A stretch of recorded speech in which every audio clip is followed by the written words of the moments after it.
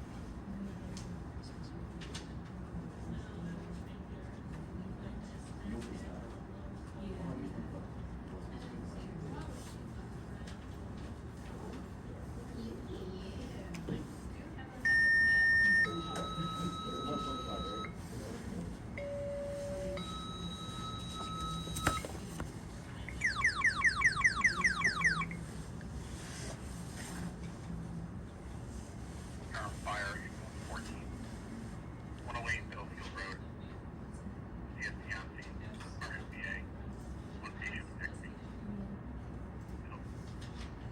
Fire, April 14, 108 Middlefield Road, motivate black, 1765.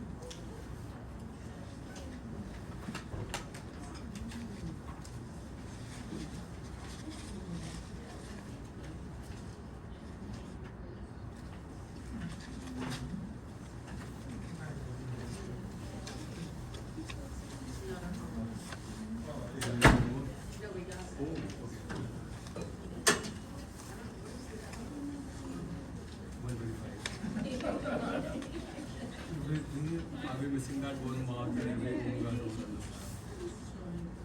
right? I mean, yeah.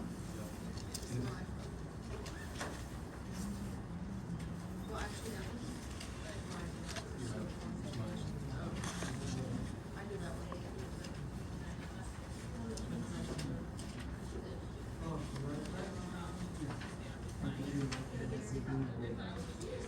Everything else is correct. I'm happy about it.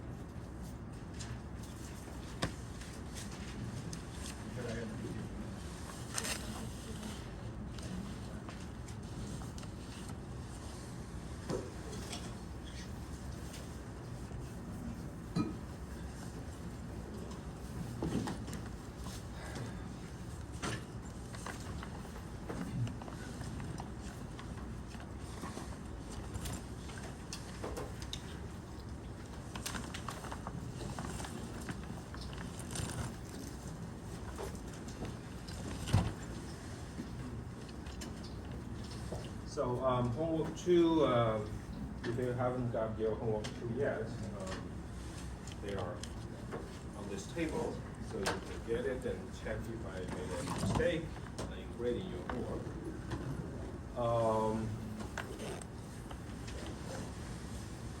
So today we are going to talk about Basel 2.5 and Basel 3. And then we will talk about the model building approach. I think I kind of skipped that chapter in estimating the value of risk. So start with Basel 2.5.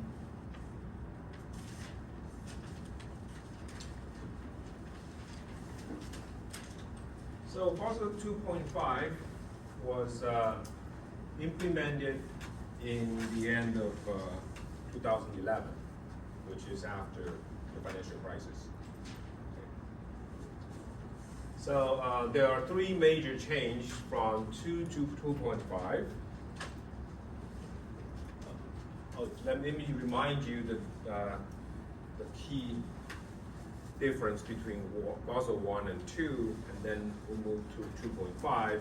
So Basel 1 is based on this risk-weighted asset, or starts to take the risk of the asset into account to determine the capital requirements. So in Basel 1, the risk weights are differs from the category of each types of asset, each assets. Okay. So they have this table basically separate each assets into different types, and then assign different risk weights on those assets, different types. In Basel 2, they mainly move on to credit rating based risk weights. And so risk weights are determined by the credit rating. Basel 2.5 and Basel 3 are both after the 2008 financial crisis, so which is in an environment where we kind of the government tries to enforce more strict regulation. So that's why you can see those strong regulation from Basel 2.5 to Basel 3. Basically, they require more capital to be held by banks.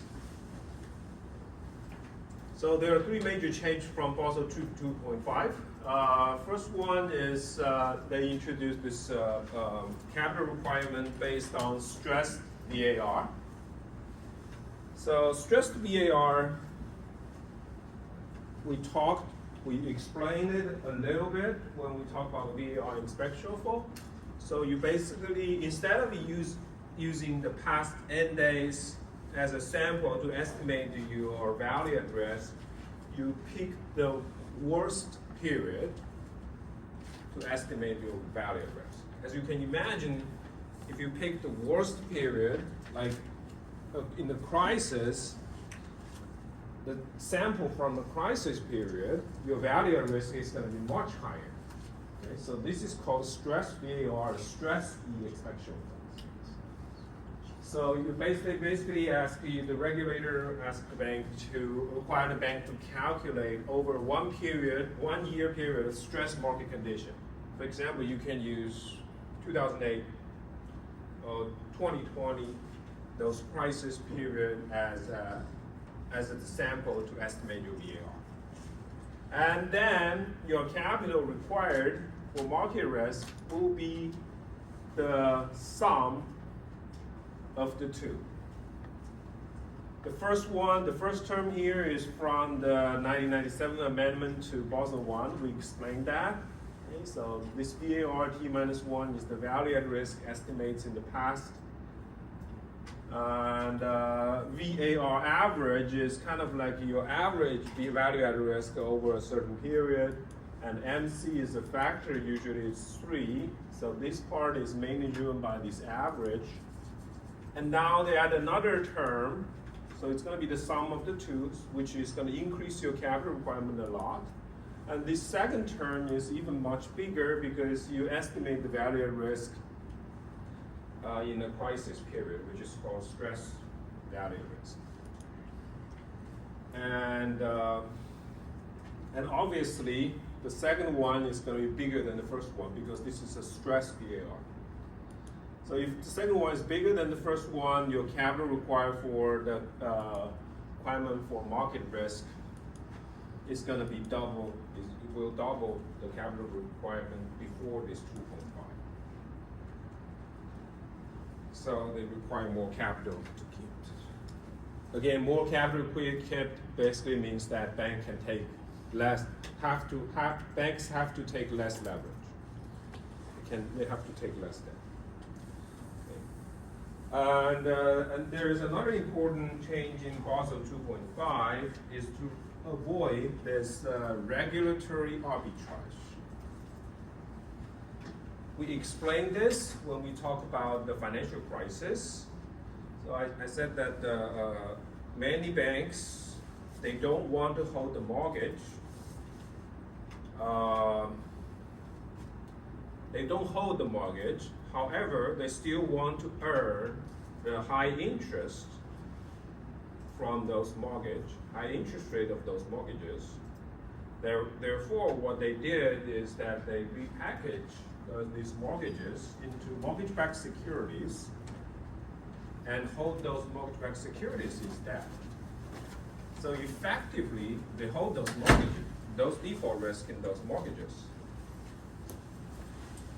The reason of doing so is because the capital requirement for those mortgage-backed securities is less strict because they can put those mortgage-backed security on the trading book instead of banking book. So according to regulation, before 2.5, if held in the trading book, the capital requirement is a multiplier times 10-day 99% VAR. If it's in the banking book, it's going to be 99.9% VAR. Obviously, this one is going to be higher than 99%. 99.9% value at risk is going to be higher than 99. So if you can hold the same types of asset in the trading book, capital requirement will be less. That's why they like to hold those mortgage-backed security on the trading book instead of holding those mortgages in the banking book. Even though both of them is going to return a high interest payment because of the potential default risk on those mortgages. So this is called a regulatory arbitrage. They kind of, after Basel 2.5, they try to avoid this regulatory arbitrage. So regulation required the capital to be equal to the maximum of these above 2 VARs to avoid this regulatory arbitrage. So no matter whether you put those assets in the banking book or a trading book, you have to hold capital. You have to have this capital buffer that equal to the bigger one amounted to. So that kind of helps avoid this regulatory arbitrage.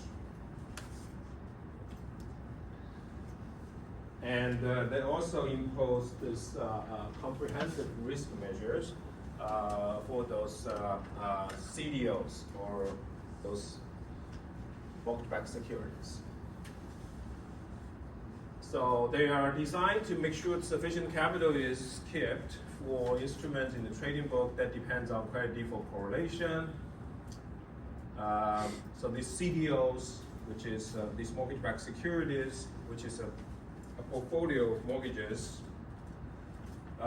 These type of securities largely depends on the default correlation of all these home buyers, mortgage borrowers, and so default correlation basically means that how many of them can default at the same time. as you can imagine that if a lot of them can default at the same time, the price of this, especially the senior tranches are going to be, the price of senior tranche will crash. So CDO tranche prices are mainly driven by this default correlation and stressful market conditions. This is the problem. So this is kind of like what they charge. They impose this capital charge for these deep correlation dependent instruments. For first, so the securitization and re-securitization. So this is the first level of this mortgage-backed security. This is re-securitization means that you have repackage this. Remember that we have this senior tranche, mezzanine tranche, and equity tranche based on collateralized on a portfolio of mortgages, and then this senior tranche they usually rated as AAA, so they can sell them pretty quickly. But for this mezzanine tranche, it's only rated as BBB, so they kind of like repackage this mezzanine tranche into another level of CDOs or asset-backed securities. So that second level is called the re-securitization. So, and we explained that this re-securitization, the tranches after re-securitization can be very risky, even the senior tranche. So that kind of shows up here for the capital charges. So this is more risky, this is less risky. Therefore, you can see that they charge higher. They need more capital to be kept for this re-securitization, those tranches after re-securitization. So this percentage, for example, if you have $100 invested in this AAA or AA tranches, you need $1.6 equity capital, which is almost equity. For $100 of invested in the in the single A tranche, you need at least $4 equity, and so on. Deductible for below BBB is extremely risky, which means that for each dollar that you invest in BBB, you have to have $1 equity, 100%. Okay, for re-securitization, they raise the bar a little even more, right? So for $100 invest in AAA, this is going to be those senior tranche of the MBS CDOs. You will need to keep $3.2 as equity, and so on. So that's for the re-securitization. So those are the three major parts, major changes in the Basel 2.5. And then there's this Basel 3, which is the current one, most current one, implemented in 2019. So they changed a lot of things. The main idea is to increase the capital requirement. Okay, you can see that there are a lot of different types of additional capital requirement that bank has to keep.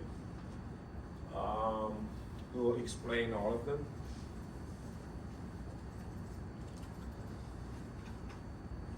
So let's look at the specific capital requirement for each type of capital.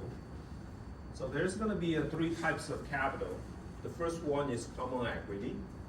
So this is kind of the same as Basel 1 or 2. And then now they separate these non-cumulative preferred stocks as additional tier 1. So they're no longer tier 1. So they have these more specific additional tier 1 category. So what is the non-cumulative preferred stock, as I explained before? So it's a preferred stock, right? Preferred stock is a security that's kind of between stocks and bonds. They pay dividend, like stocks, but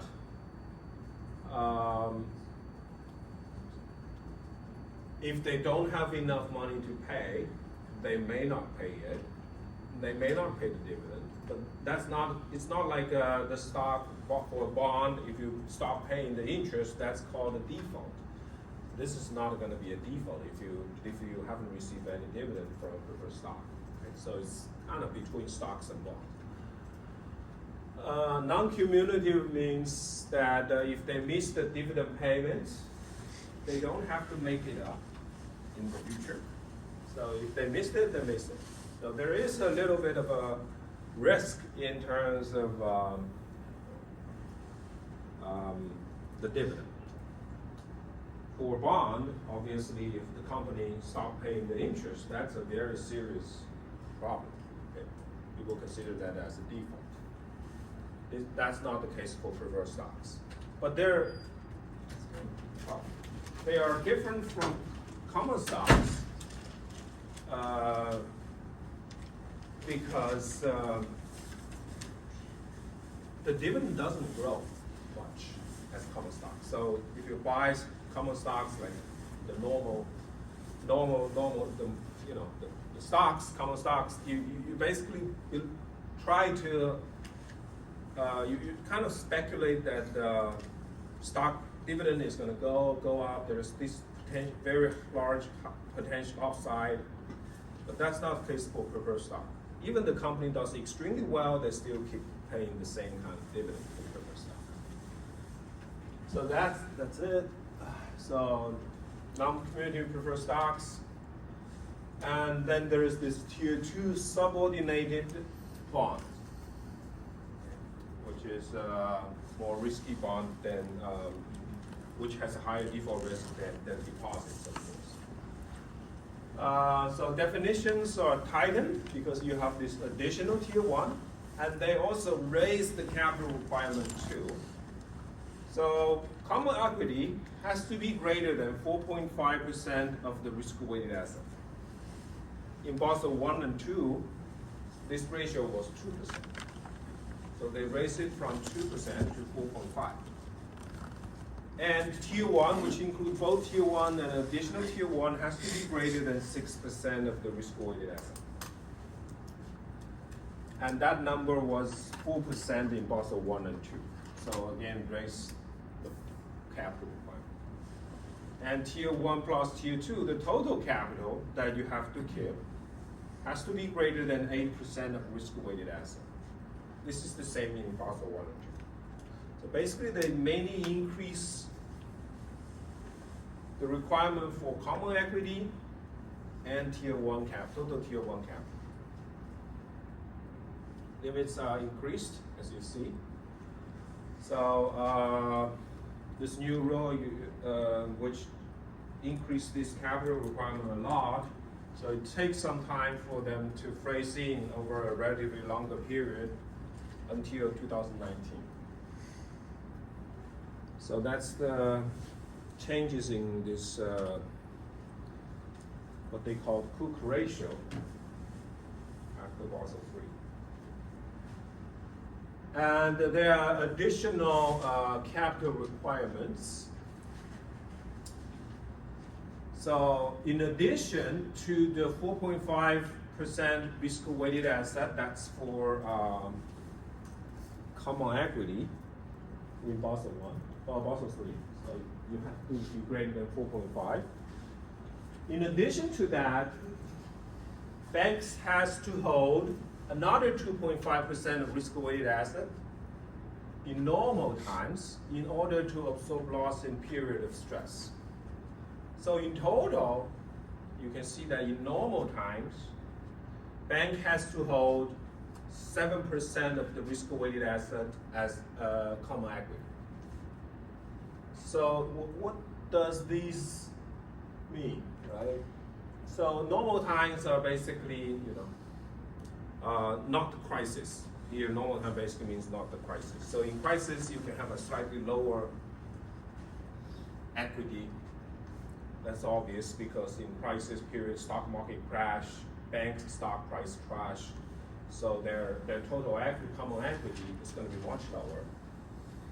So the reason of increase this requires this extra 2.5%, this rationale behind of it is because we all believe that during the crisis period, market will crash, bank stocks will crash, stock price will crash. And if you only satisfy these 4.5% in normal times, right, if the market crash, you won't be able to satisfy this requirement during the crisis period. Well, banks may say, well, you may say that bank can raise new equity in order to raise their total equity. They'll increase their common equity by raising new equity to satisfy this requirement. But we all know that during the crisis period, it's extremely hard for banks to raise new equity. Firms raise new equity in good times, not in bad times. Okay, in the financial crisis, stock market freezes, nobody would like to buy new shares. So that's just what it is, because people become much more risk averse during the crisis period. So because of that reason, so regulators want to make sure that banks will have enough capital to satisfy this 4.5% capital requirement. Therefore, in normal times, they require banks to hold even more, have even higher capital than 4.5. That's why they require another 2.5.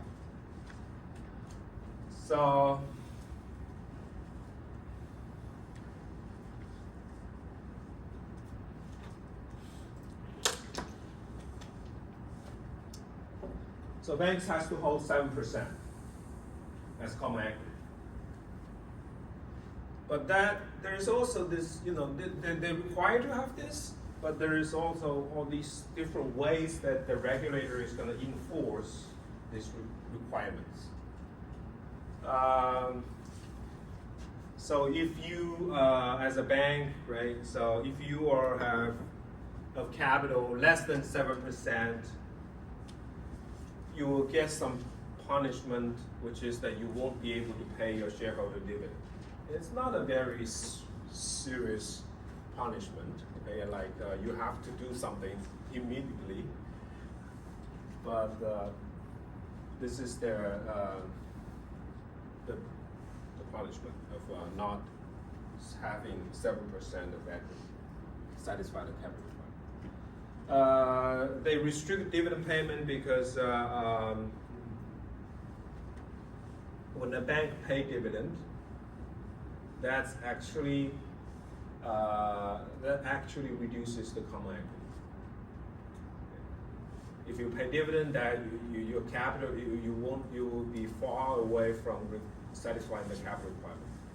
You can imagine that the reason is because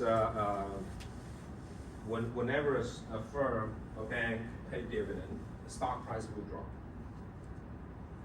You basically pay out the part. Okay, this is your total assets. This is your equity. And this is your debt. When you pay dividend, you basically pay out part of that asset to your shareholder, so that your equity rate to the total asset ratio increases. Can you see that? For example, I guess.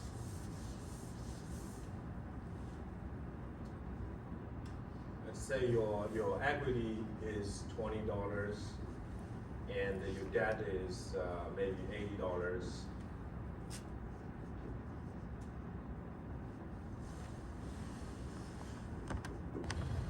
And now you pay $2 dividend. So your total asset, you can see that your total asset is kind of $100.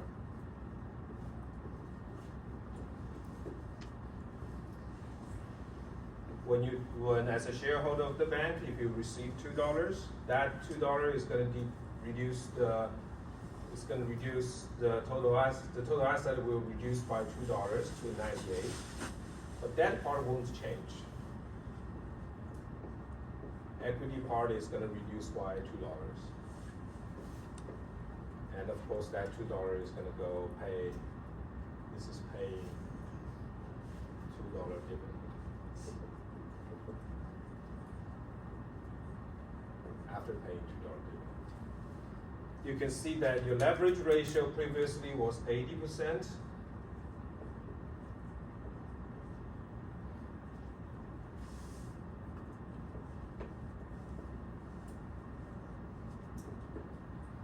And now this is more than 80%.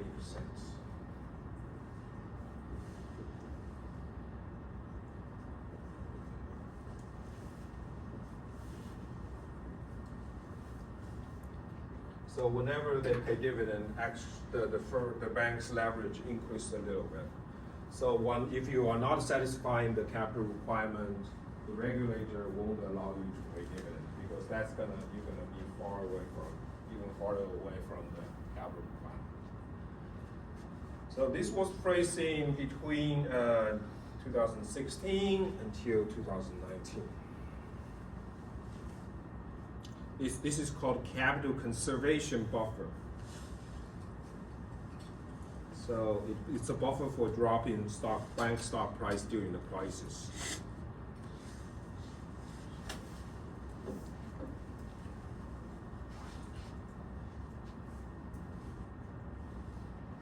And then there's this counter-cyclical buffer.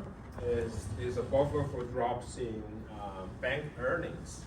So bank earnings is also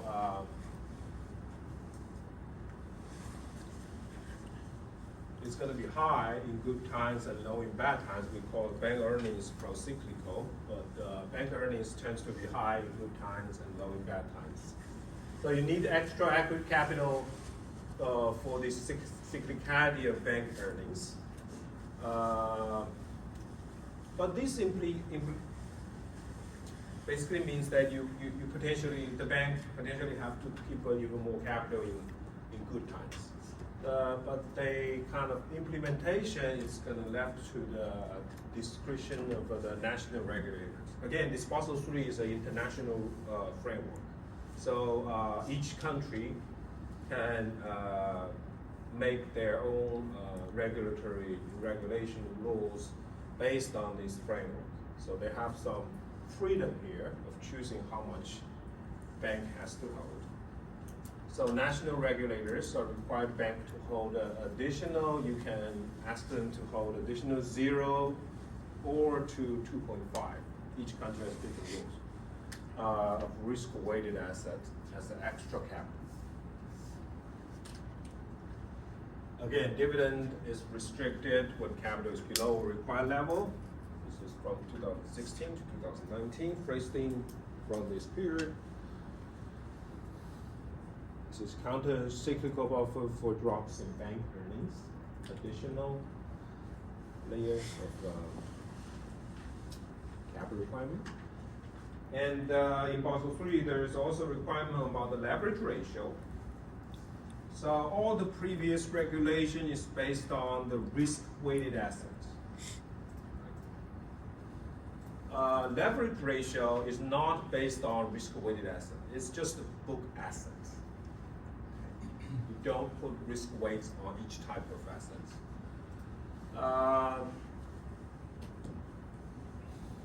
The reason that they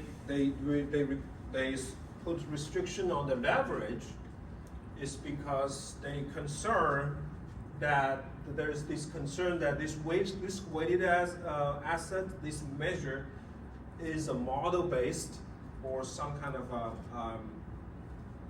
empirical estimate. Those we calculate the risk-weighted asset using those tables, right? So based on certain ratios, and banks can have some freedom to choose the models.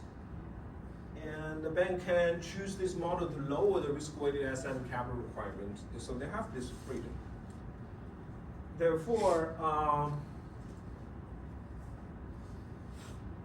they require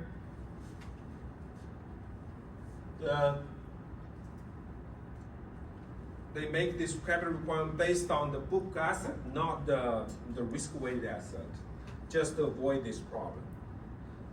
that the banks may have this freedom to choose whatever they want in order to lower the leverage or in order to lower the capital requirements. So the requirement here is that the ratio of Tier 1 capital to total exposure, kind of like the total asset, is not risk weighted, must be greater than 3. So in addition to those capital requirements based on risk-weighted asset, you also have to satisfy this requirement for the leverage ratio. So Tier 1 capital has to be greater than 3% of your total assets. In US, this is 6%. UK requires 4%. China requires 4%. So different countries have a slightly different ratio here, requirements here. This exposure includes all items on balance sheet, derivative exposures, and security financing exposure, these off-balance sheet items as well. So this is just to avoid those risks in the risk weights, estimating the risk weights. And there's also requirements about the liquidity. We need to spend a little bit more time on this. We explained this when we talk about banks. Right? Banks, the major types of business that bank does is to take this short-term deposits and making long-term loans. Okay.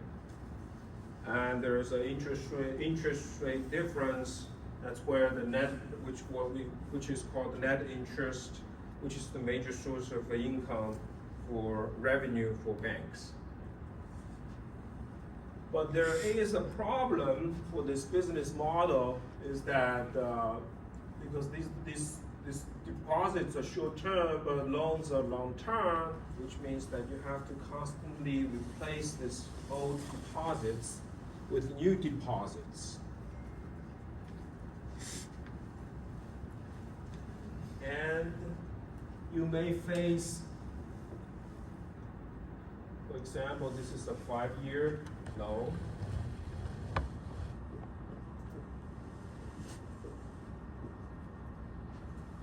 You have 1-year deposits. So you use this 1-year deposits. You use the 1-year deposits, the money from 1-year deposits to make a 5-year loan. So the borrower is going to pay off the loan 5 years later.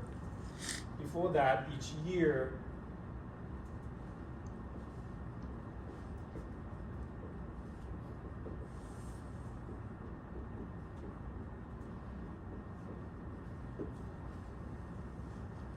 so each year you have to find the new deposits to finance the old deposits.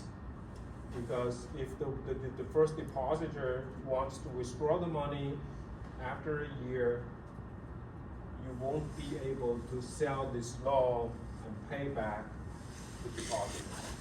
So you have to, what bank does is they find a new depositor, new deposits to pay the old deposits. So they keep doing this every year. In normal times, this is okay. So usually they can find new deposits. The problem is that, for example, after year 3, this becomes a financial crisis. This year there's a financial crisis.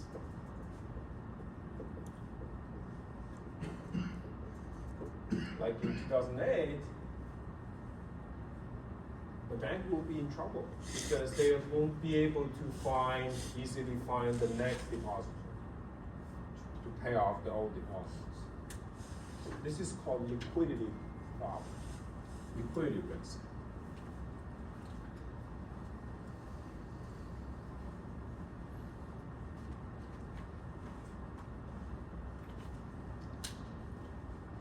This can become very hard when the bank suffers from financial difficulty. So in Basel III, well, this is again, this is different from the credit risk of the borrower. Okay, the credit risk is that this 5-year loan, that's credit risk is probably the biggest risk faced by the bank, is that the loan borrower is not going to pay their loan. That's a big risk for bank. But this is like you have to roll with the short-term deposits, and you may not be able to do it at a certain point. This is a liquidity risk for bank. So Basel III set these requirements of the liquidity ratio to make sure, so bank has to satisfy these two liquidity ratio to make sure that they are able to replace these deposits. There are two liquidity ratios. One is liquidity coverage ratio. This is a short-term liquidity measure, like a 1 month, basically the next month. The second one is net stable funding ratio, is the liquidity over the longer term, like a year. Make sure that they have enough liquidity over a year. So let's look at how they calculate these ratios. So for liquidity coverage ratio, basically the high quality liquidity asset divided by the net cash outflow in the next month, 30 days, has to be greater than 100%. Which means that high quality liquidity asset has to be greater than the net cash flow over the next month. So you have enough liquid asset to pay the cost over the next month. That's basically what it is. High quality liquid asset, we'll explain what those assets are in a minute. The net stable funding ratio is the amount of stable funding divided by the required amount of stable funding. So it has to be greater than 100%. So amount of stable funding has to be greater than the required amount of stable funding. So stable funding basically means that how likely your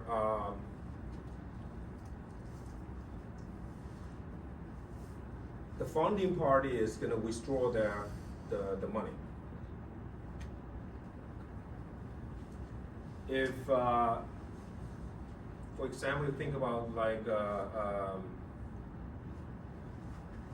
I'll explain in the table, which may be more. So let's look at the second ratio. This is the second ratio.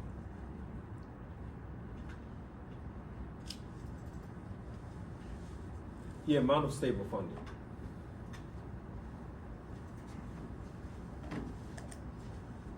So these are all debt. Okay. So you can think about all the debt or equity. So you think about this amount of stable funding is for debt, for deposits. Basically, depositor provides this funding. For other types of debt, then the lender is going to provide this funding. And for stocks, you can think about the bank stockholder provide this kind of funding. So there's this amount of stable funding factor, which is 100%. This is very, very stable. So they include tier 1 and tier 2 capital, like preferred stocks, common stocks, and subordinate long-term debt holders. So these are very, very stable, extremely stable. No surprise, right? If you're a stockholder, even if you sell a bank stock, it goes to another stockholder. So they will not withdraw their fund from a bank. Second level is 90%. So this is a less stable, but still much stable than other types of funding. Stable demand deposits and term deposits. So these are like our regular checking, saving account. These are considered to be pretty stable.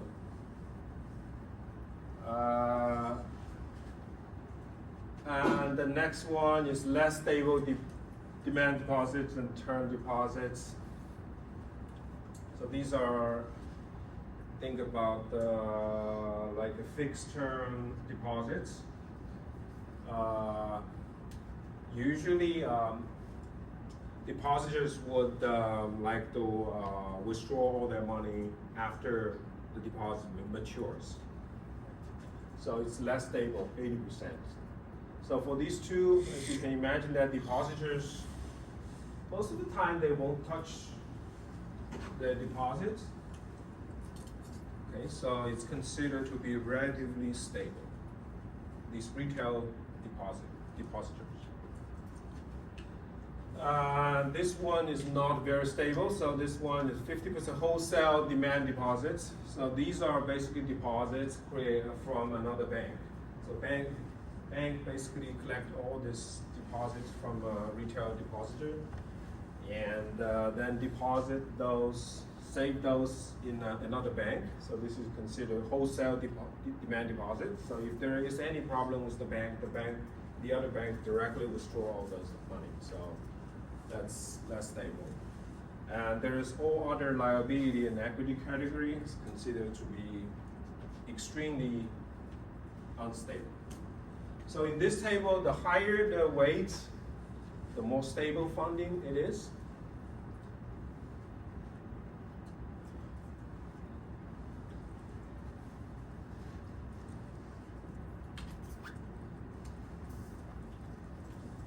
The more stable the funding, obviously, is going to reduce the liquidity problem for a bank. Okay. And then there's this require the amount of stable funding. So these are all bank assets, different types of assets.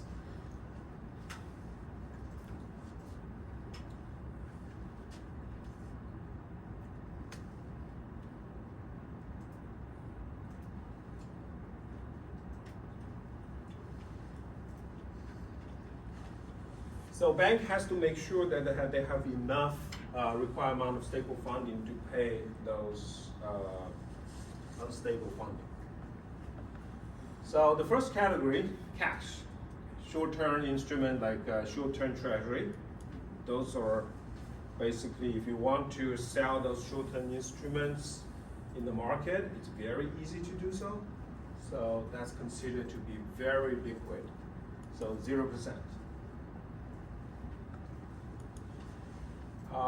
And the second category called playing on the sovereign government bond with a risk weight of 0. So, but has slightly longer maturity of 1 year.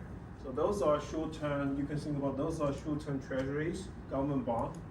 These are relatively longer-term government bond. So the requirement of stable funding is 5%. The factor is 5%. And corporate bond now, when you go down this table, this type of assets, it's getting harder and harder to sell them to turn to cash. So sell them for cash. So this corporate bonds is 20%. Gold equity bond rated as A, 50% residential mortgage, extremely hard to sell. 65% loan to retail loans or small business, like 85%, all the others are 100%. So if you want to, like in this case, if you are not be able to roll over these deposits, you need the money, you have to raise some money.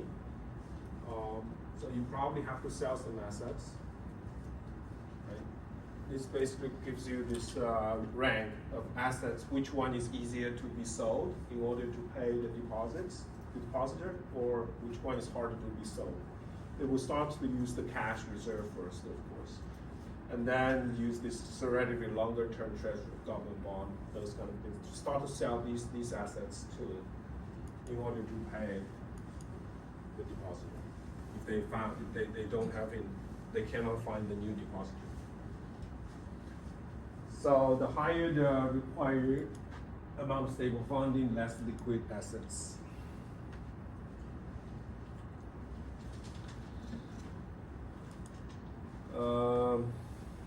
Now let's look at this example. So this is a balance sheet for a bank.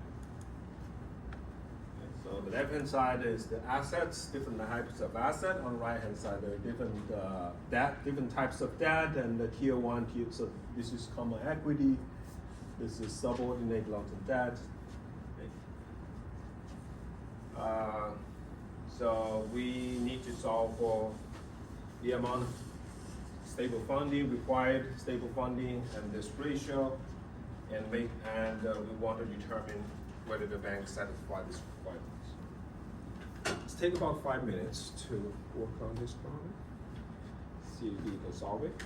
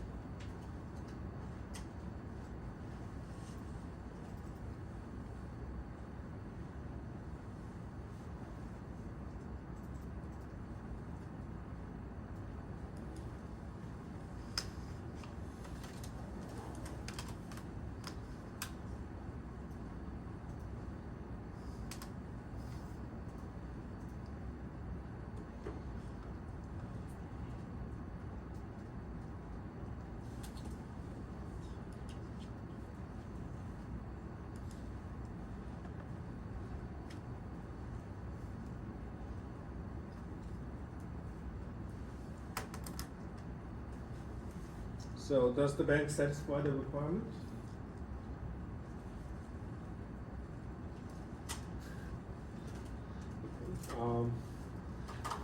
Let's go through this example together. Let's start with the amount of stable funding.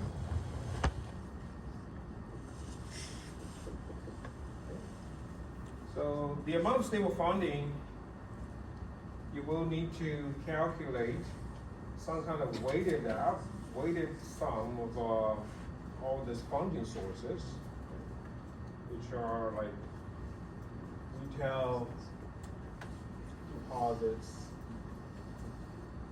which is 40, wholesale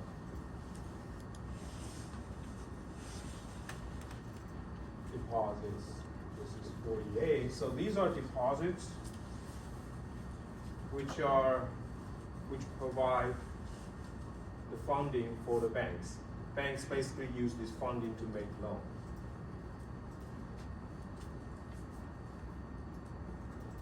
Tier 1, Tier 2, Tier 1.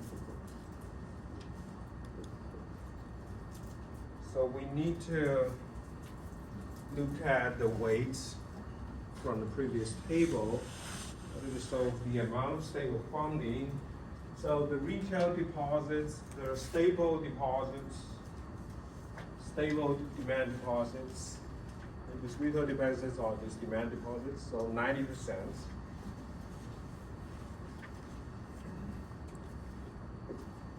And wholesale deposits, 50%, less stable. And for Tier 1 and Tier 2, there are very stable. Okay, so it's 100%.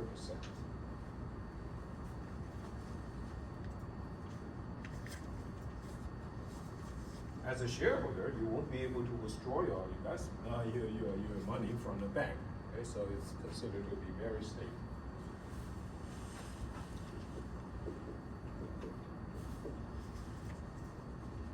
So you use that, and then you take the sum of all of it, you will get 72.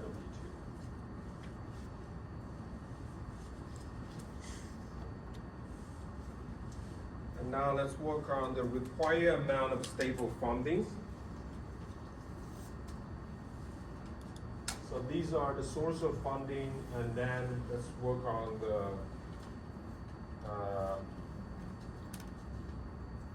investment part, the asset part. Required amount of stable funding, so the cash, treasury,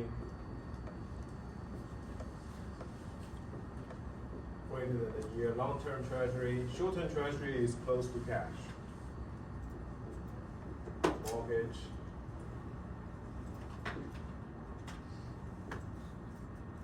Small business loans.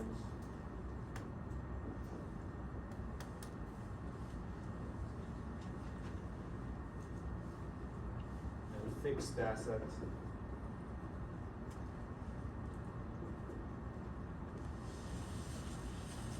Now, when you look at this, basically, you can imagine what you can have in mind is that as a bank, how easy it is for me to sell each type of asset for cash.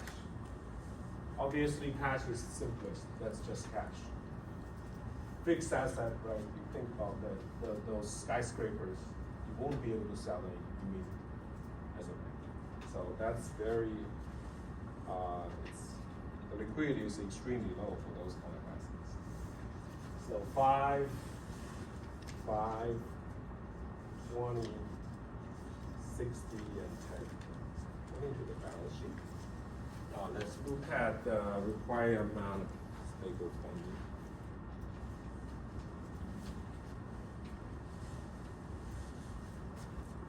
So cash, according to the table, cash is 0%. Treasury, greater than a year, so 5%.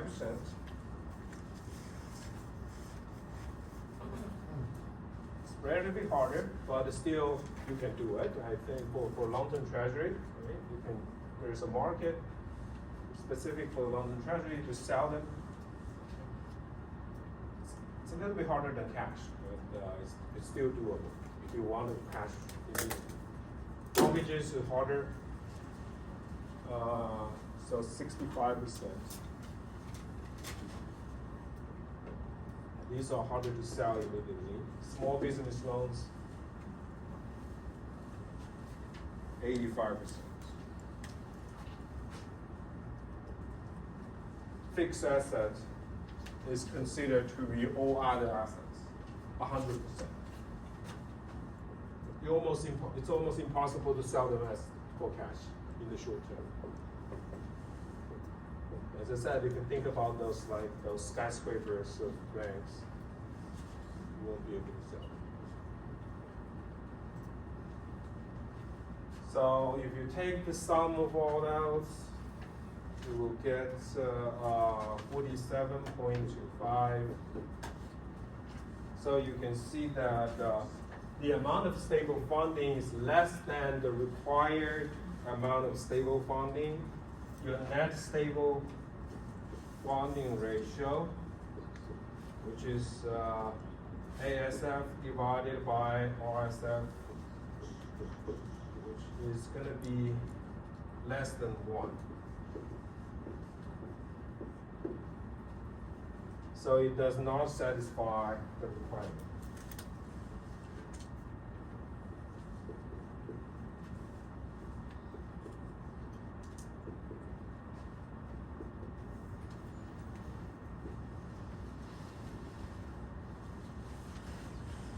It doesn't satisfy the regulation. Okay. As a bank, you're going to get some kind of warning from the regulator, and you have to do something with your balance sheet. For example, you can increase your cash amount. That's going to say increased cash amount doesn't help here. You have to reduce some of this in order to reduce this ratio. If you reduce the required amount of stable fund, then this is going to increase this ratio. Okay. Or you have to increase your retail deposits, or you can also raise new equity. That's going to help you Tier 1 capital. That's going to help you because your amount of stable funding will increase if you raise new equity. That's 100%. So it's going to increase this number a lot, so that your net stable funding ratio is going to increase to satisfy the requirements.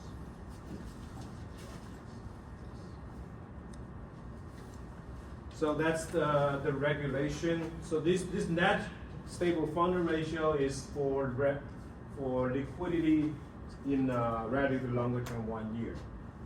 For short-term liquidity, you just want to make sure you have high quality liquid assets, most likely cash, to satisfy, to pay the net cash outflow in the next month. You have enough cash flow to pay the cost next month. And let's take a break.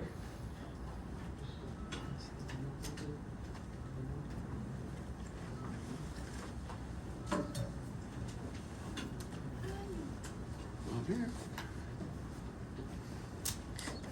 think in part of seasonal affected disorders. You have SIGA? Yeah, not good. I think because of the weather is changing to winter. It's only this beginning.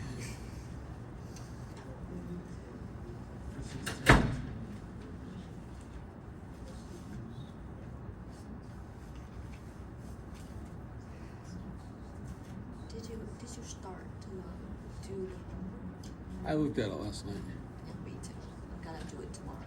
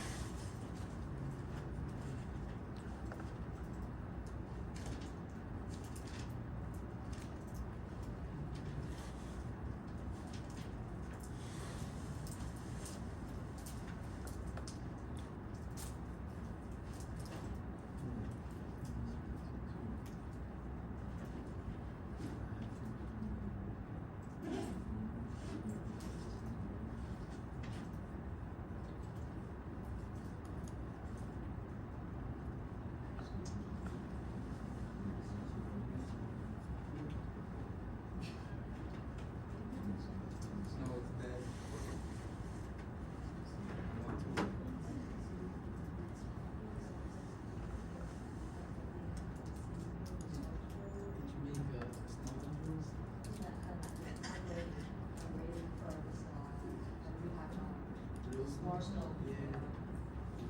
Definitely like a big snowman in front of my apartment.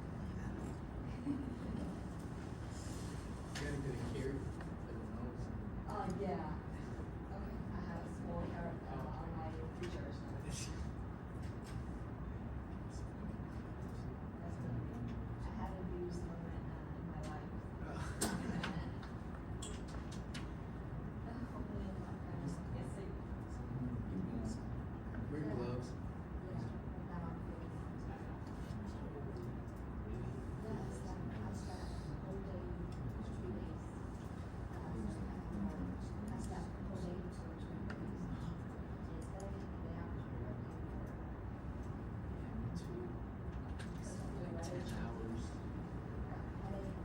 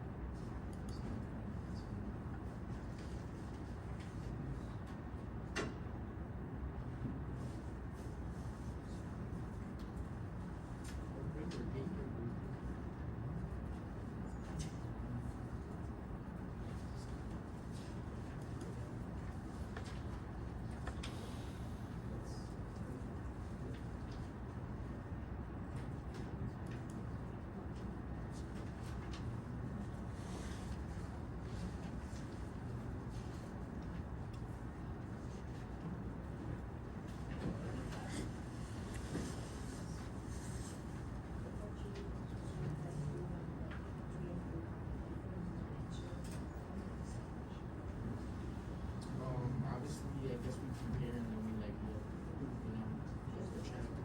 Yeah.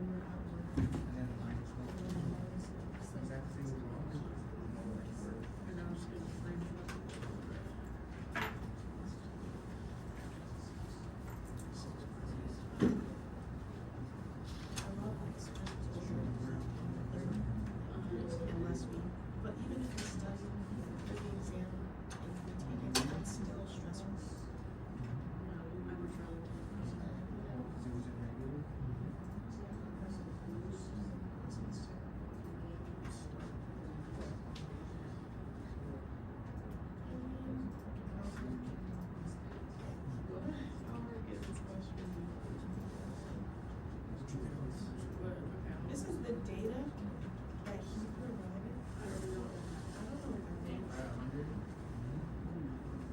It's a spreadsheet you have for that chapter.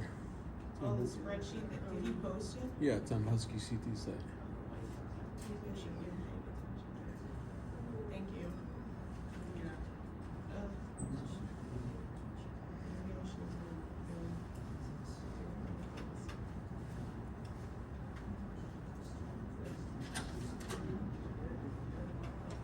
well, we can't even do it because it's on paper anyway.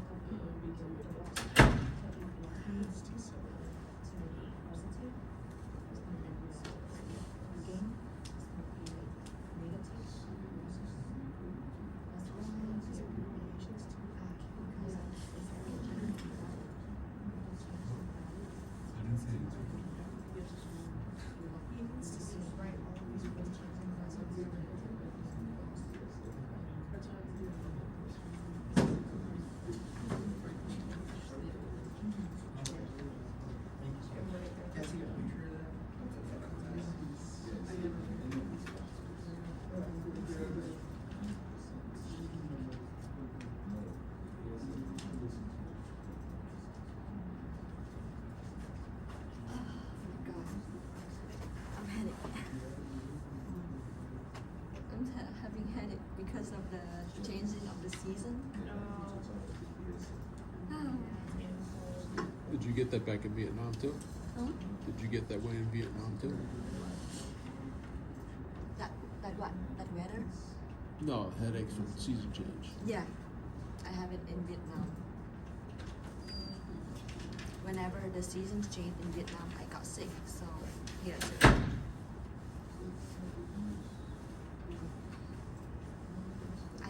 I slept whole day yesterday. I slept until like afternoon. Then I wake up, I eat a little bit, but it's not feel good. So then I slept again. I always feel like sleepy all days. And I asked ChatGPT. He said that I have like a seasonal affective disorder. It makes me feel like headache, sleepy, because lack of the sun, lack of vitamin D3. Yeah. But it's okay. I'm gonna be fine. What are you watching? Congress. Congress? Politics. May I ask which side you supported? Democracy or public? I'm a Republican. I'm a capitalist. Capitalist. If you got time after class, I'll talk to you.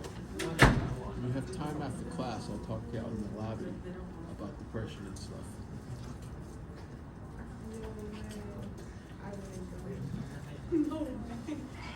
Okay, let's move on. So, in Basel III, they also consider time-varying counterparty risk. So it's called credit value adjustment. So it's taking into account of change in the credit condition of your counterparty. Okay, if, for example, if your counterparty default risk increases, you will have to hold more capital for that. So that's called credit value adjustment. It's basically adjustment to the value transaction with the counterparty, which allow possibility of a counterparty default. Right? Think about the example that bank loans the forward, and you have a counterparty who short the forward, and the counterparty may default before the maturity. So you have to consider this credit value adjustment risk for the counterparty. Usually they use the credit spread to measure the default risk of your counterparty. So the credit spread, the changes in credit spread of your counterparty. So what is the credit spread? I think I explained this. The credit spread is the interest. It's basically the bond.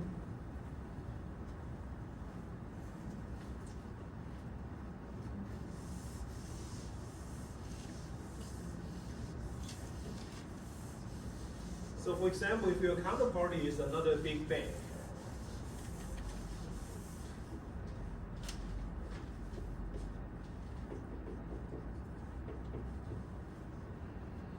so the credit spread is going to be the interest rate, the market interest rate.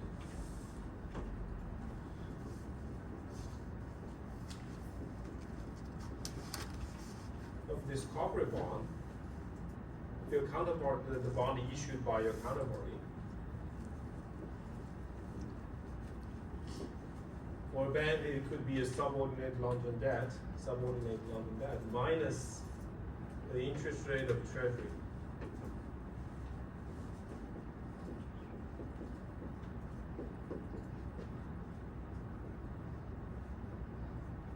So this is considered to be risk-free. And this is considered to be there is certain kind of certain level of default risk. Okay? So usually this interest rate obviously paid by a corporate bond is higher than the interest rate of treasury.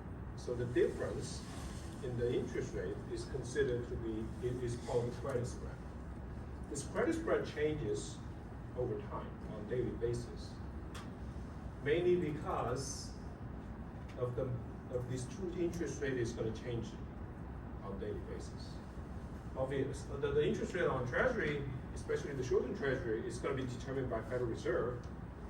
Correspondingly, the interest rate of corporate bond is going to change on a daily basis because there's market trade in which people trade these corporate bonds.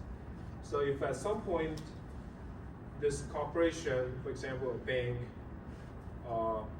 is getting close to bankruptcy, if the default risk increases a lot, this corporate bond price will drop a lot. If bond price goes down, interest rate will go up. So interest rate of this corporate bond will increase a lot if this bank is close to bankruptcy. And the difference between the two will be much bigger. So the credit risk will increase a lot. The credit spread. So credit spread kind of measure the potential default risk of your counterpart. So Basel III requires, this credit spread is, you can imagine because it's market, it depends on the market prices, so it's a very high frequency, fast changing measure of the default risk of a counterpart. So Basel III requires the CVA, the credit value adjustment risk arises from changing credit spread of counterparty to be a component of market risk capital risk. Component of market risk capital.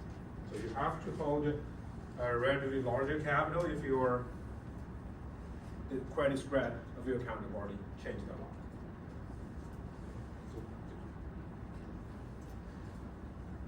Basically, potentially to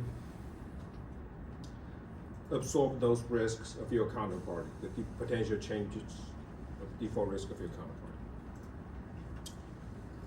In addition to all of those, in Basel III, they also consider this very important issue raised just in the 2008 financial crisis, which is called too big to fail.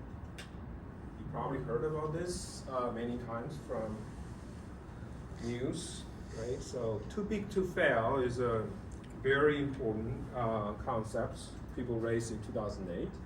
So if a bank is too big, it's very more likely that the government will have to pay it out at some point. Okay. For smaller banks, the pressure, the political pressure of bailing out is much smaller. This is called too big to fail. Because, for example, using Lehman Brothers as an example, the bankruptcy of such a big bank is going to lead to a lot of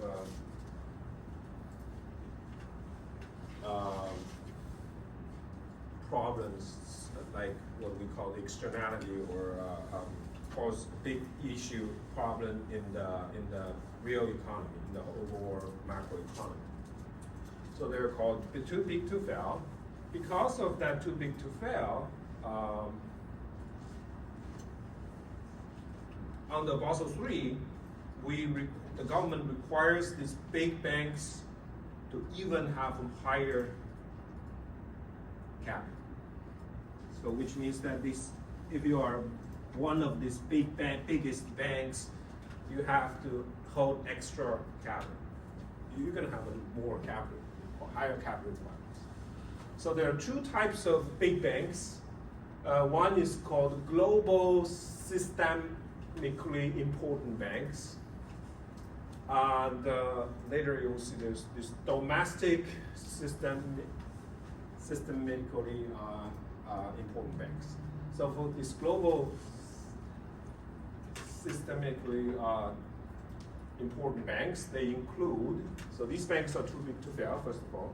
They include Bank of America, Goldman Sachs, JP Morgan, Citigroup, it's HSBC as well.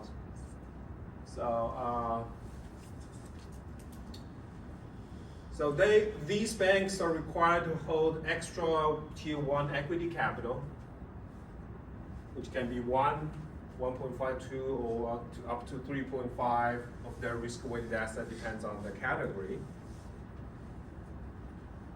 So for example, they will have a list basically. So for example, JP Morgan in 2021 has to hold another 2.5% common equity.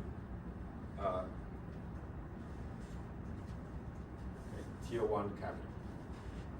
So considering that the amount of common equity Tier 1 capital JP Morgan has to hold, has to keep, so there's this basic 4.5%, which is set by Basel III. And then there is this 2.5% capital conservation ratio. Right? So basically, they have to hold this 2.5% extra in normal times because they know that in bad times, in the market crash, they will not be able to reach this 4.5%. So they need 2.5% more during normal time.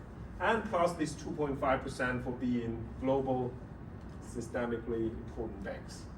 So if you take some of those, you're getting like close to 10%, 9.5% of the risk-weighted asset as common equity. You need to keep such about 10% for JP Morgan. So the total capital required is going to be 8% Tier 1, Tier 2 plus this 2.5% conservation buffer plus this 2.5% for global systemically important banks. So you have 13% of total capital. So so that's just because government concerned about these too big to fail these banks which are too big to fail, so they require even more capital in normal times. So they're also concerned about this total loss absorbing capacity of these banks. So basically always to protect deposits. That's the global systemically important banks. Now, and there is also this category called domestic systemically important banks. Systemically important banks. These banks are relatively smaller compared to the global ones, but they still may subject to additional capital, extra disclosure, and stress tests. In the US, banks with assets over 50 billion are classified as domestic systemically important banks.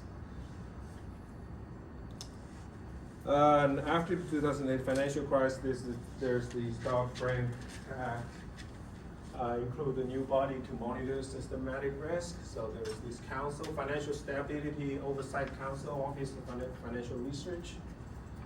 Regulator is going to constantly monitor the performance and the risk of all these banks. And the orderly liquidity power of the FDIC are expanded, the amount of deposit insured was increased. They also regulate these very large hedge funds too, because default of large hedge funds could lead to a big problem for the banks. There was this bankruptcy called long-term capital, because these hedge funds use these big banks as their primary broker, and hedge funds takes a lot of leverage. So if they suffer from huge losses, they may not be able to pay their debt. And the banks, these big banks as their broker, probably going to suffer some certain kind of loss due to the fact that the hedge fund cannot pay their debt. So they have to regulate these large hedge funds too. Insurance was created, the Federal Insurance Office was created to monitor the insurance company, and there's this focus for proprietary trading and cannot, so deposit taking institutions cannot do proprietary trading, cannot speculate in the stock or any financial market. So to summarize, Basel 2.5 mainly increased the capital requirement for market risk. Capital has to consider reflecting the higher volatility during the crisis period and the correlation, the higher correlation, default correlation during the crisis period. So that's why they introduced all this stress, VAR, those kind of measures. and they eliminate the regulatory arbitrage between trading book and the banking book. Basel III basically dramatically increased the capital requirement and imposed new liquidity requirements.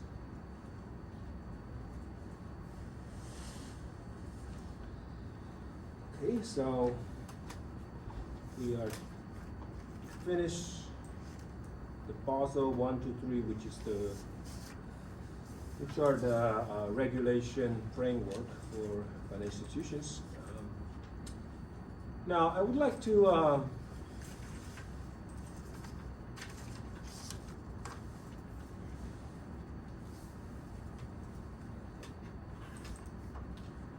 go through an example. I think when I grade the homework too, I found that most of you, if not all of you, made a common mistake here.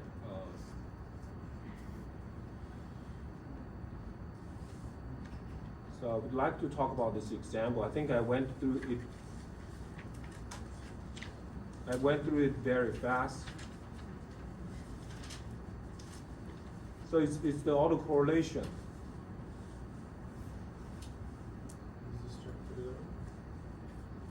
Yes, I think the question is chapter 11, 14, or the problem is 11, 14. Let's see. There is a homework problem.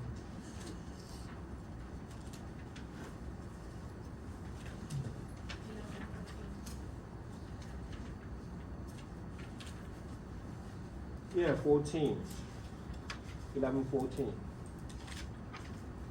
So this one, okay, this equation is used when there is autocorrelation of losses exists, and we want to calculate, for example, T-day value and risk and expected shortfall based on 1-day value risk and expected shortfall. So if the autocorrelation is 0, so this is the equation that you should use. If autocorrelation is 0, if rows are zeros, you can see that all the terms are zeros, then it's going to be square root of capital T, which goes back to this equation. It's the case that there is 0 autocorrelation, so that losses over successive days are independent. If they're not, if there is autocorrelation, you should use this equation to adjust the ratio between T-day VAR and 1-day VAR. In particular, let's look at this example. I think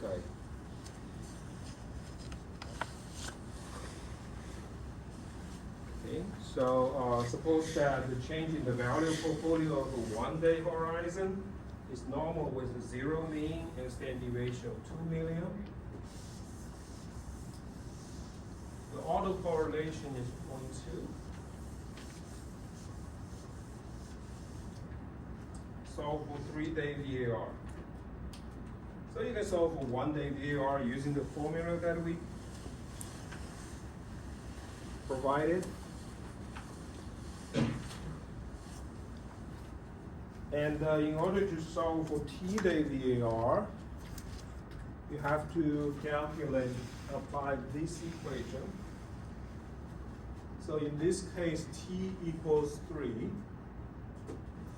For 3-day VAR, T equals to 3. So this equation, when you apply this equation, it will be, the first one is T, which is 3, plus 2 times 3 minus 1, equals 3. And the row is 0.2 plus the third term is 2 times 3 minus 2 times rho square Rho is 0.2 squared.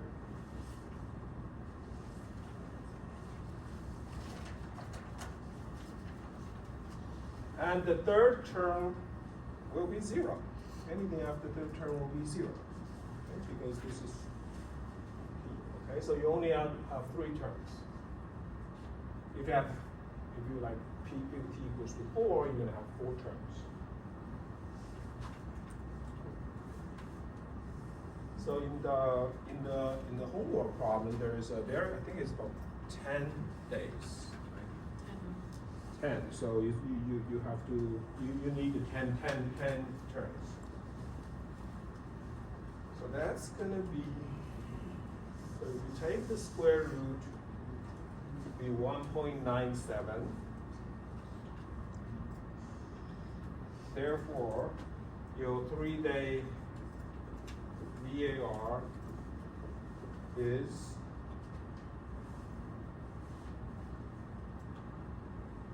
going to be 1.97 times 1 day VAR. This is how you use that formula.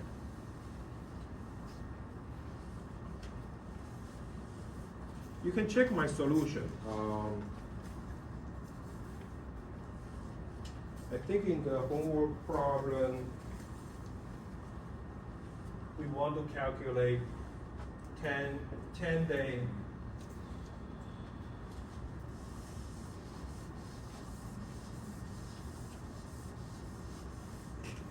So in the homework problem, it's a 10-day VAR.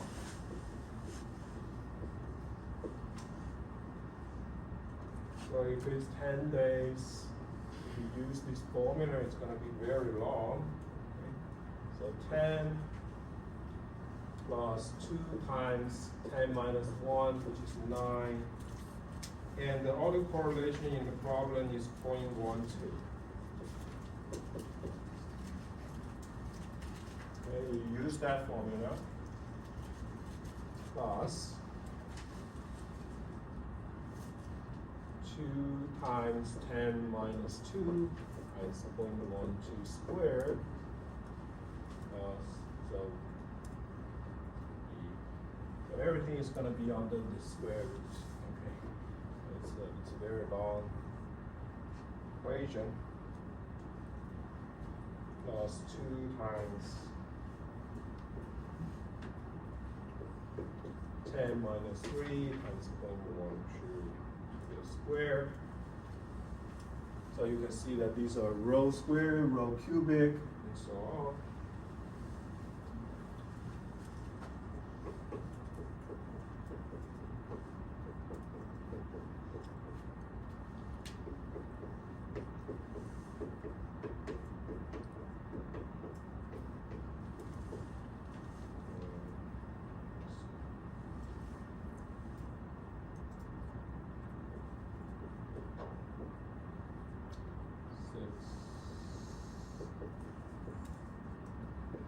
So you have 10 terms.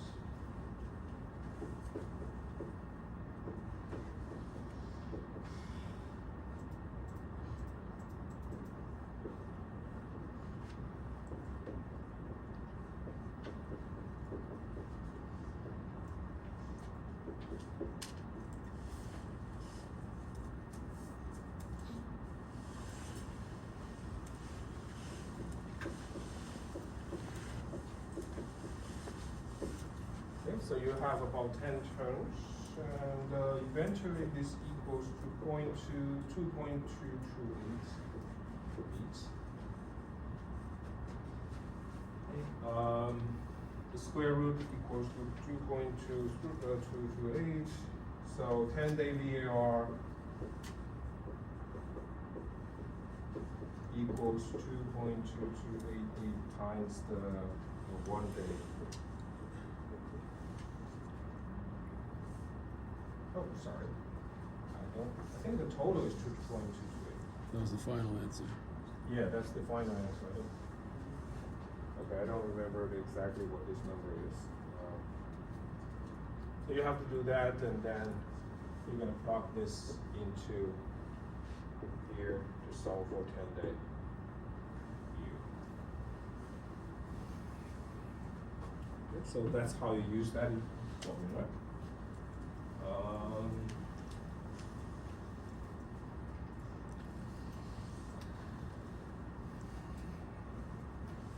I'll post the solution on SKCD.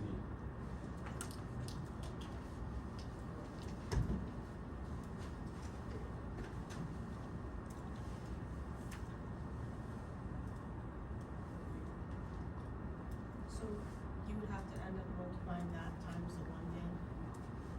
Sorry? Like, once you do all that, then you have to multiply that answer times the 1 day VAR? Yes, to get the 10 days.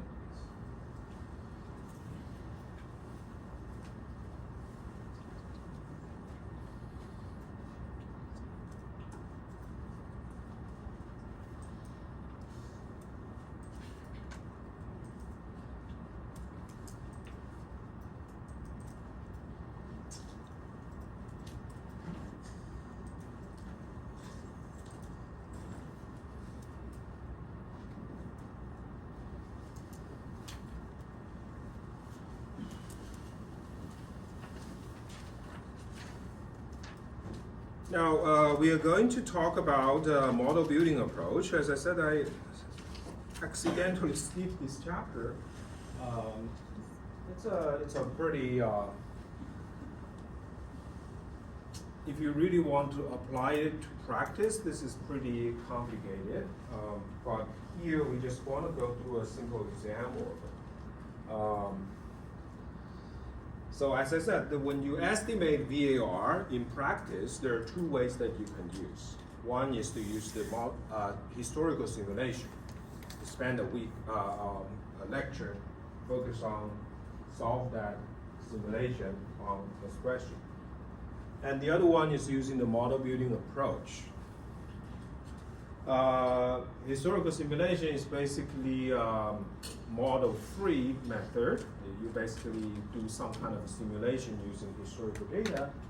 In model building approach, it's, as you can tell from the name, it's going to depend on the model.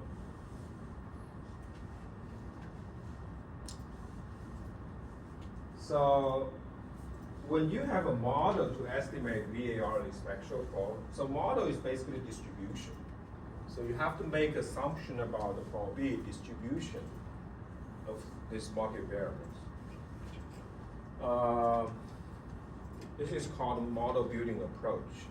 And for most of the time, we would just use the normal distribution. And for normal distribution, in order to determine the normal distribution, you basically need two parameters. One is the mean and the other is the standard deviation. So two inputs. Once you determine these two parameters, the distribution is determined. And for most cases, if you look at the short-term horizon, mu is 0. Because the expected return of any risky asset over short term is almost 0. So it's all about estimating the standard deviation, sigma. And for a large portfolio consists of n risky assets. Right? We talk about this this portfolio theory consists of n risky assets. The standard deviation is mainly about this. Is what we call the variance covariance. You have to estimate the variance covariance across n risky assets. So the variance of each assets and covariance for each pair of assets in this portfolio. So it's also called the variance covariance approach if you assume normality of the distribution. It's ideal to suit for a portfolio consists of long short in stocks, bonds, and commodities. The reason is because all these assets' returns are close to normal. It's difficult to use when a portfolio involves a non-linear part such as options because return of options is very far from normal distribution.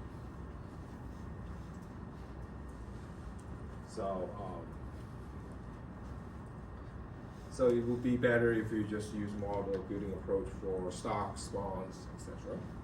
And if you assume normal distribution in the model building approach, we have these formulas, so you can directly use. So this is what we call model building approach. So basically, you specify a model, you can solve the VAR inspection flow using the model. If you assume the model has a normal distribution, the VAR inspection flow can be solved from this equation. So that's why we call it the normal model building approach. And again, for short horizons, mu is 0. So you just need to solve for the sigma. Sigma is, again, sigma is not, when we look at the stock, sigma is the volatility of the stocks. Here, sigma is not the volatility of the stock. Sigma is the standard deviation of loss. So sigma in here is in dollars. So if you look at the unit, value risk, the inspection for they are in dollars. So mu is in dollars. Sigma is also going to be in dollars. So we are just going to go through an example. So we're going to have a portfolio consists of 2 stocks. One is Microsoft, and the other is AT&T. So we have $10 million invested in Microsoft shares. The volatility of Microsoft is 2% a day. We can solve for the 10-day 99% VAR using our previous equation. Now the only input in this is 10 days. So as I said, this is the expected return. How do you estimate the expected return? Well, how do you estimate the expected losses? You look at the Z value, the normal distribution. Yeah, but for Microsoft stocks. So I think you should have all these idea that, right? So even though Kappan doesn't work perfectly, but it gives us some guidance.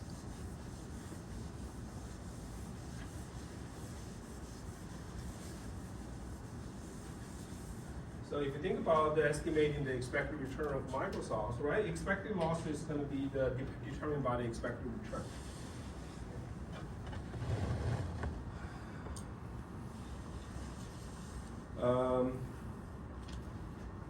The expected return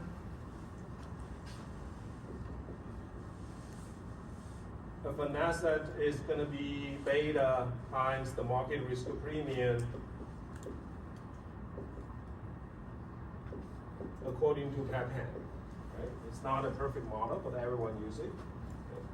Kappan, this is about 6%. I guess Microsoft, I don't know, I haven't estimated, but beta is going to be slightly greater than 1. Okay, it's a tech stock, so slightly, it's assumed that beta equals 1.2, whatever. Doesn't really matter.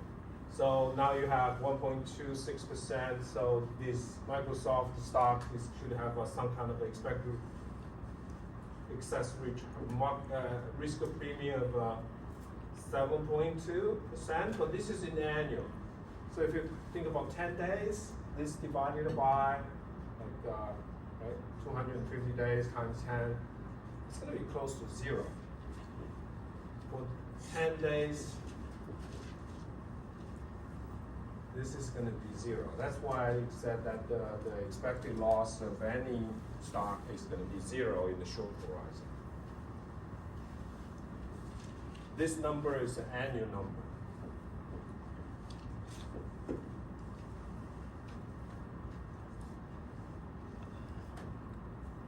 So mu is going to be 0.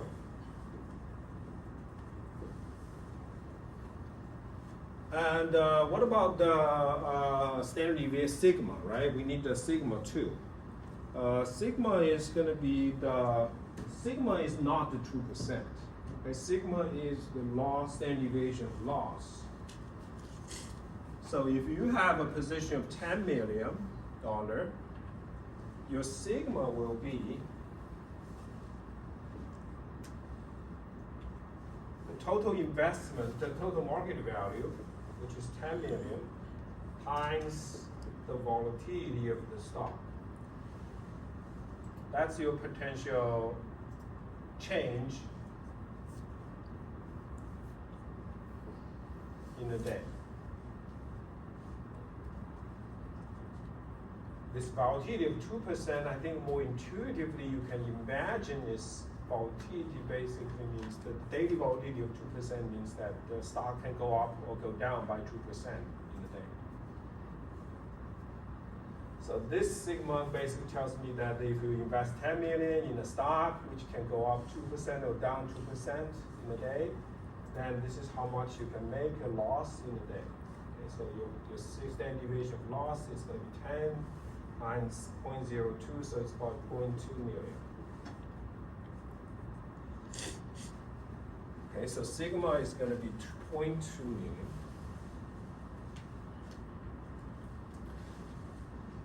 Which is 200,000. So sigma is 200,000. And that's over us, that's for a day,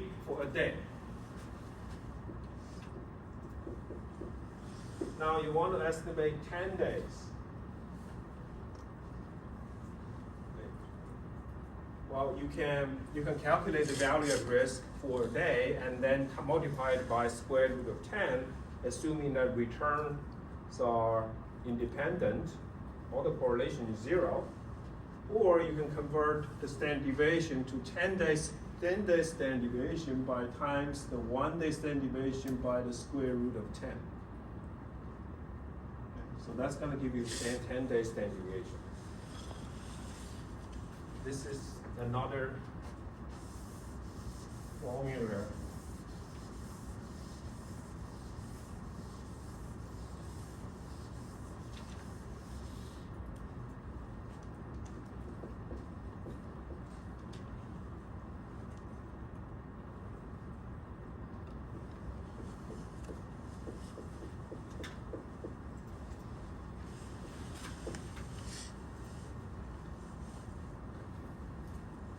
So if returns are independent.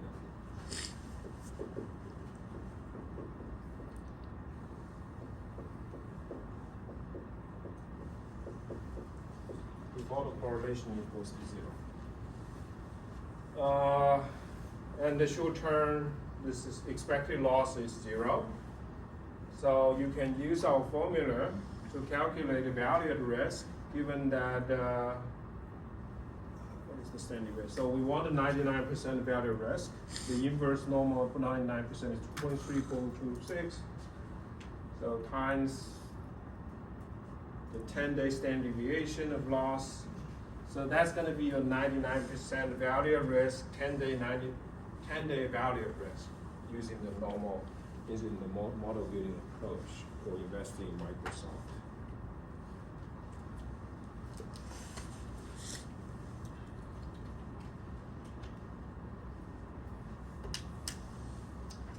Which means, right, for what's the total amount of investment? So the total amount of investment is 10 million in 10 days. You're 99% sure that your loss will not be higher than 1.4 million. So that's kind of what it means. How to interpret this number. So here is another example. So considering 5 million in AT&T, the daily volatility is 1%. Then you can solve for the standard deviation over 10 days. So your 1 day, the standard deviation for loss investing in AT&T, $5 million investment in AT&T is going to be 50,000.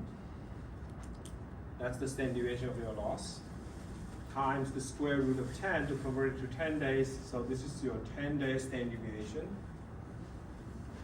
of your loss. And the value at risk, 99% value at risk, is going to be the standard deviation times the inverse normal of 99%. So your value at risk is going to be 367,000. You can see that this number is, this value risk is lower than Microsoft. One of the reasons that your initial investment is less, but at the same time the volatility of AT&T is only half of Microsoft, one half of Microsoft. So for $5 million, right? So over 10 days, you're 99% sure that your loss will not be higher than this number.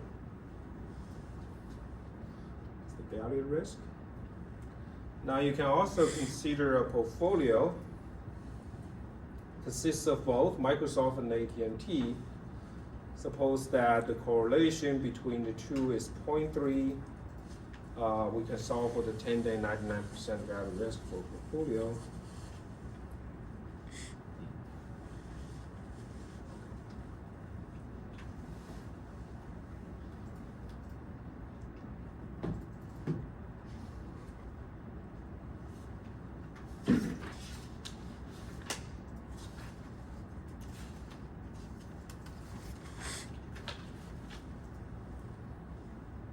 I'm gonna go through this question.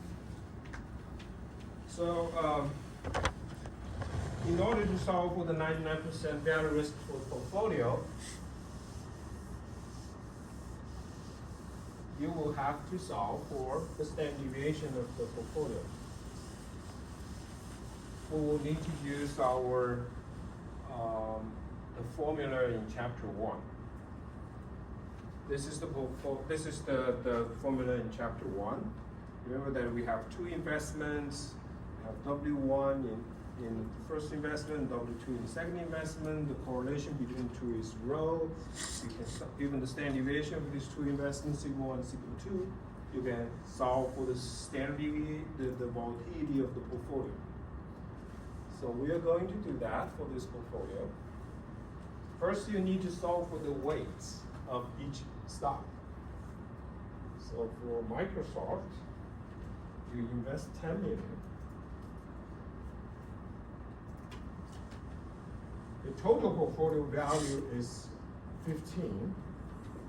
So 10 million in Microsoft and 5 million in AT&T. So the weight is 0.67. Of course, the weight on AT&T is going to be 1 minus that number. 0.3. And you need to solve for the sigma P of the portfolio.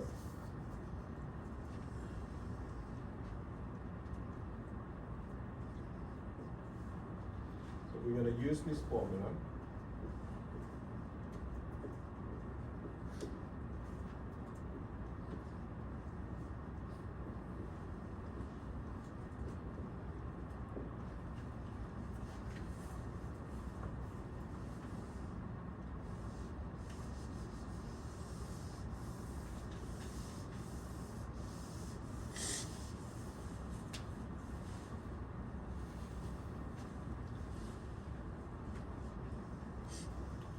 So omega 1 is 0.67 squared.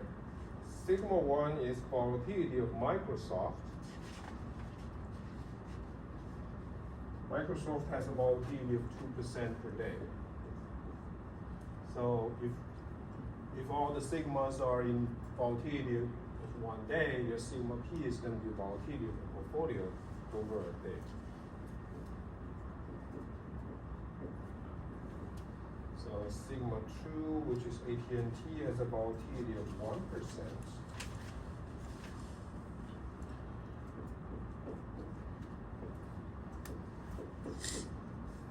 Now the correlation between two stocks is 0.3. Correlation between any two stocks is going to be positive. W1, because they are all correlated with the market. S&P 500. So omega 1 and omega 2 times 2% times 1%. Okay. Using this formula, you can solve for the volatility of your portfolio.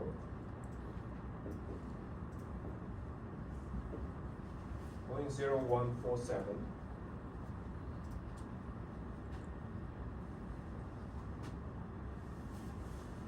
And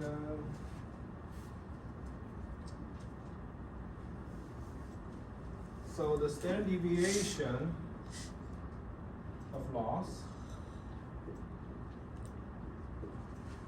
of the loss of portfolio loss will be your total investment, which is 15 million.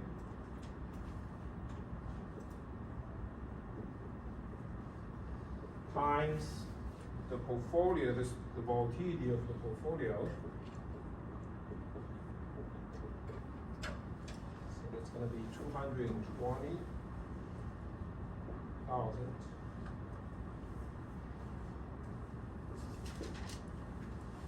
So that's the standard deviation of your portfolio loss. And then you can solve for the 10-day VAR of the portfolio. 10-day 99% VAR.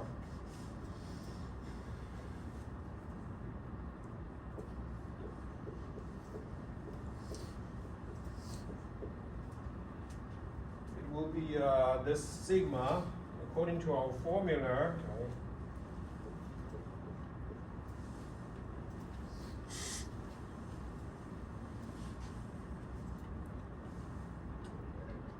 So this is the formula. This number times the inverse normal of 99% and times the square root of 10, because you convert it to 10 days. This is 1 day, so you convert it to 10. This is 1 day standard deviation. And you will get this number to be about 1.6 million.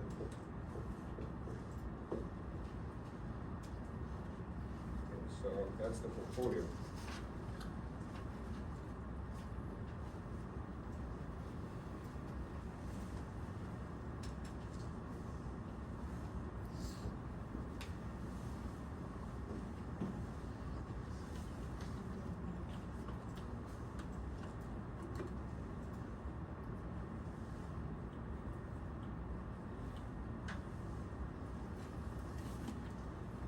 So you can look at the value. You can see the benefit of diversification by looking at this VAR, value at risk. So for Microsoft, the value at risk is about 1.4 million. For AT&T, the VAR is about 0.3 million. For the portfolio, it's about 1.6. So there is you take the sum of the two minus the portfolio value risk, you can see the reduction in risk. But if the rho is 1, you will see that if you estimate this, you're going to find that the value of risk of portfolio is going to be equal to this sum, the sum of the two, the summation of the two. You can also estimate the expected shortfall of this portfolio and 2 stocks. So these are going to be the results.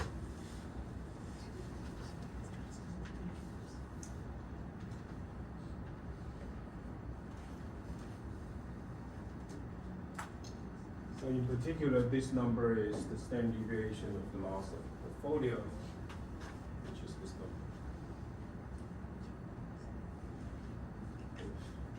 which is the sigma. Okay, so that's the model building approach. So I guess I'll stop here. So we will have another lecture. The last lecture will be next week. We will talk about final exam, and we will do a comprehensive review. And then there's no class after that because of the Thanksgiving week. And then we will have the final exam in this room the week after Thanksgiving. The homework 3 will be due on, I think I posted on Husky City, you should check it. 24 November. Yeah. 24 November. Oh, thank you, yes. I think it's the Monday in the Thanksgiving week. So like, in case we were to like study for next class, how do you suggest we go about studying for the exam? You should, even though the homework are done by groups, I think you should, each one of you should go through all the solutions of the homework. And the numerical problems that we solve in our lecture. And there's going to be a part of multiple choices, and I think I will kind of talk about that in our final review. The numerical problems are going to be very close to the examples that we went through in the lectures. Professor, is there going to be a practice exam? There is no practice exam. So you can all these numerical examples on the slides are going to be your practice problem. We're just going to change the question a little bit in the final exam. They're going to be very close to those numerical problems that are on the slides. How many questions do you have for final exam? I'm going to talk about that next week. So do you have like how many percent of like understanding question and how many percent of calculation question? I think, I don't remember correctly, probably 10 to 20% about the multiple choice and the rest are numerical problems.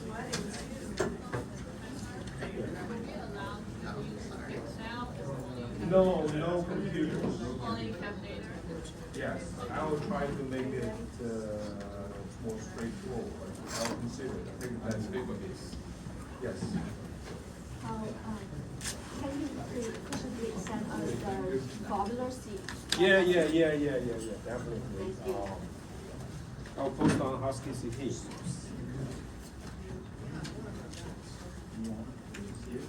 Just drag that whole folder over. So those are all new.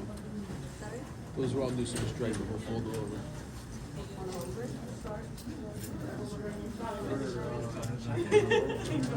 Add some economic stuff, because we have to go to macro and some problem. Which one?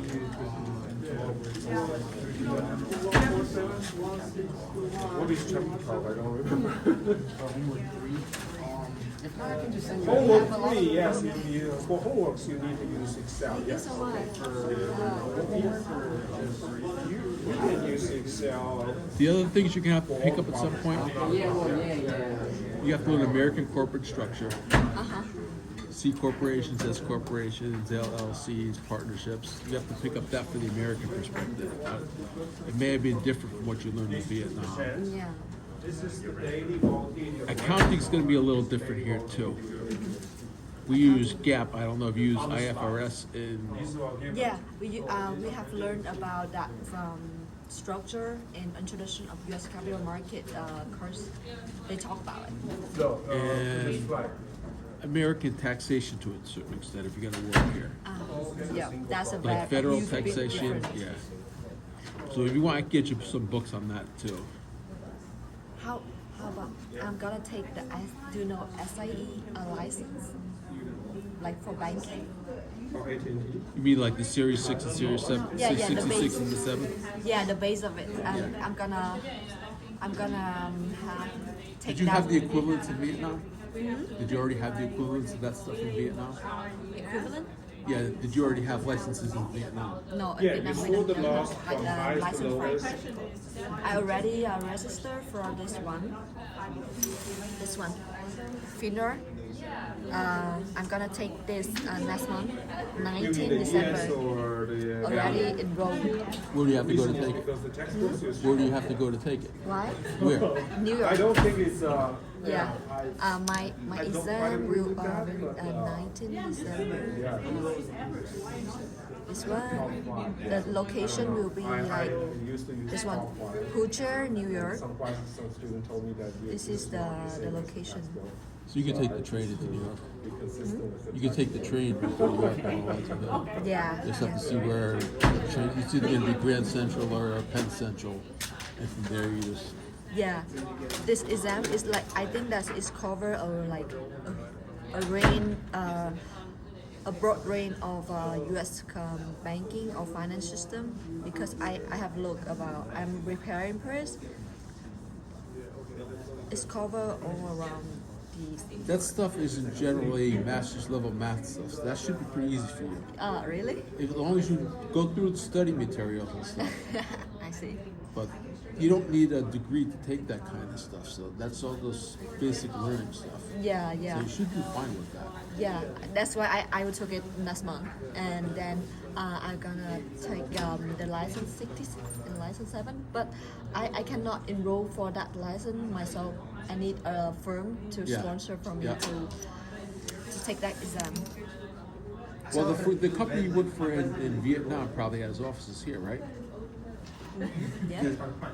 It's just a matter of talking to whoever you work for in Vietnam, have them call whoever the representative is here. Yeah, the company should have no trouble doing that for you. Yeah. Yeah, I see. I don't know why. But Okay. a lot of like corporate that I know, they are located in California. Yeah, but still, Yeah. it's just a phone call.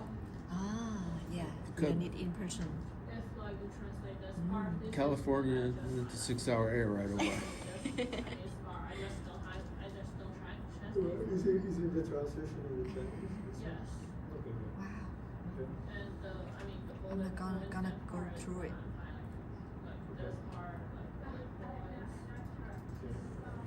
I send you picture when I built a snow angel in front of my apartment.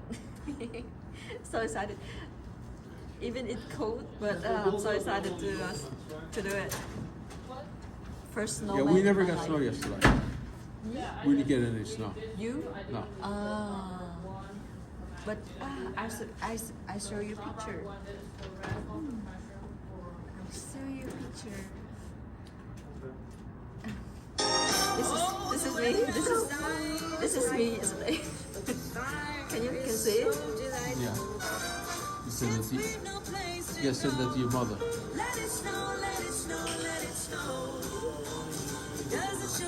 Yeah, I see this. You will not always be that excited about snow. You will learn to hate it living around here. It's okay. I'm gonna learn how to love it. No, I forgot to shut this off. How much did you got for the homework? 1, 2, 5? He didn't like one of the equations I wrote, so I got 124. Oh. That one he wrote up there, I wrote it in compact form, and he just thinking that you didn't use the form that I wrote. I'll show it to you.